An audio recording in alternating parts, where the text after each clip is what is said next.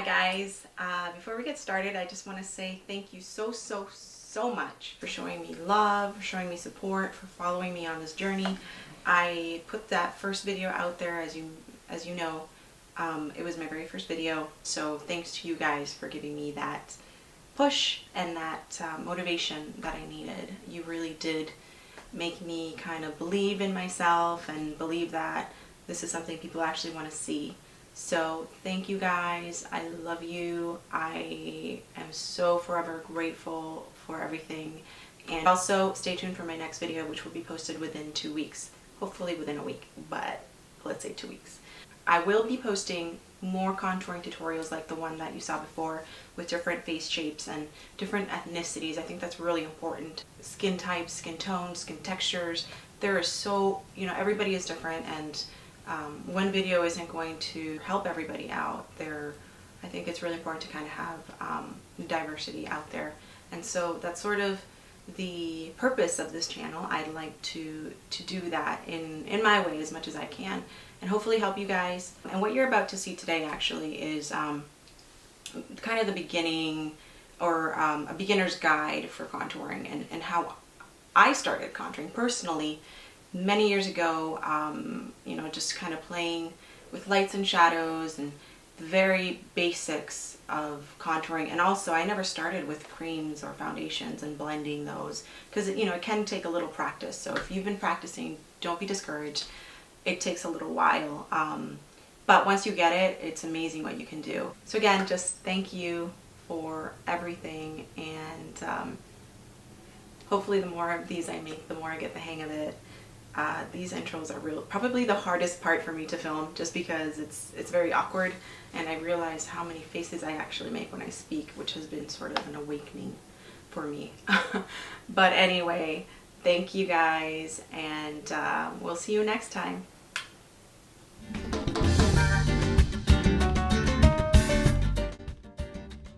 Okay, so starting with a clean face, what we're going to do is apply our concealer like we normally would.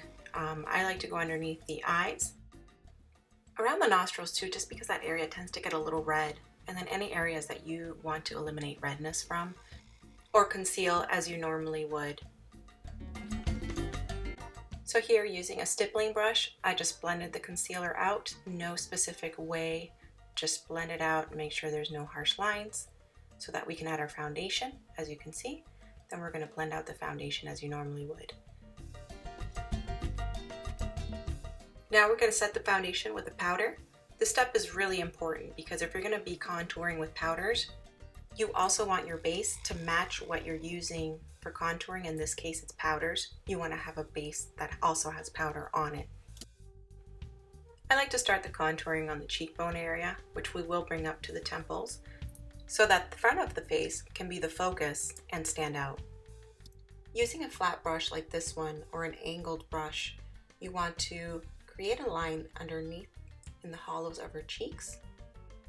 Using very little product as you work, just build on it. You don't want to put too much product on your brush, because it will make it look muddy. And go ahead and do the same thing on the other side. Next, we're going to draw a line underneath the jawline. How far back or how much you bring this forward really depends on your face shape. In her case, what we want to do is create the illusion of a slightly longer face and more narrow on the sides. So this is what it looks like. It's just two lines, one underneath the hollows of the cheeks and one underneath the jawline. Now we'll go ahead and add a little bit to the hairline, close to the temples.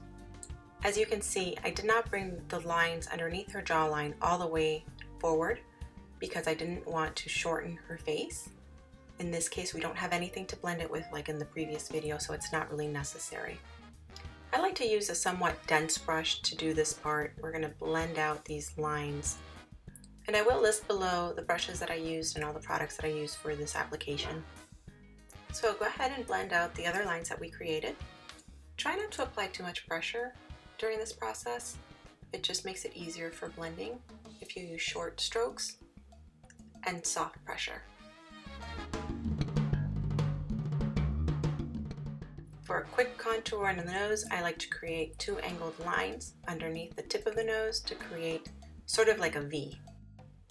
You don't have to create any additional lines if you don't want to. Just blending these out will also create a nice effect. If you're in a rush, it works great. But we're going to go ahead and draw 2 lines down the bridge of the nose and extend those lines into the brow bone just to make it appear more natural and somewhat mimicking the shadows that would normally be there. Now we can go ahead and blend these lines out just using a small shadow brush. I find that crease brushes seem to work pretty well for this.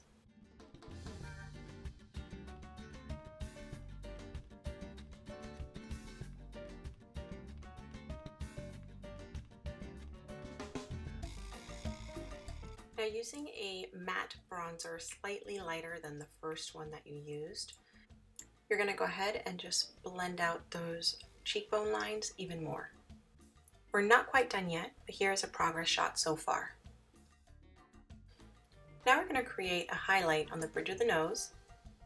And for this you can either use a really light powder or a highlighter with some shimmer on it. It's really a matter of preference.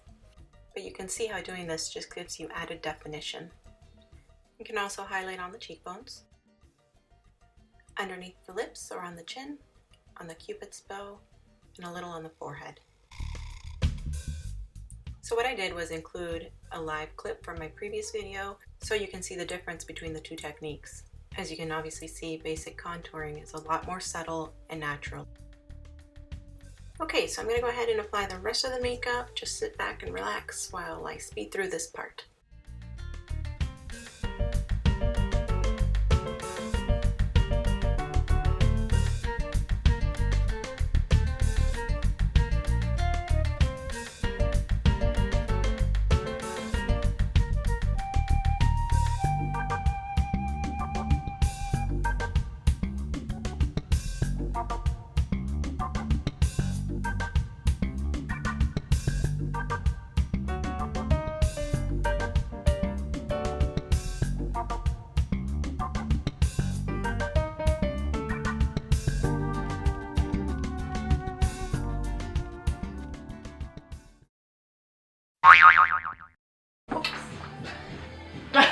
Oh boy.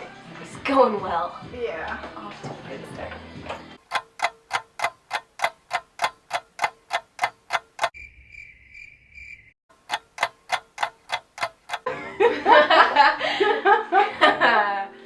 Whoa, that was my stomach.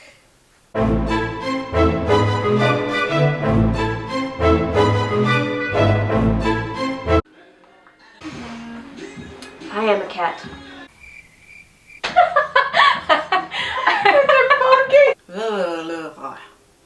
Okay. Okay, that is way too not for an 18-year-old. There you go.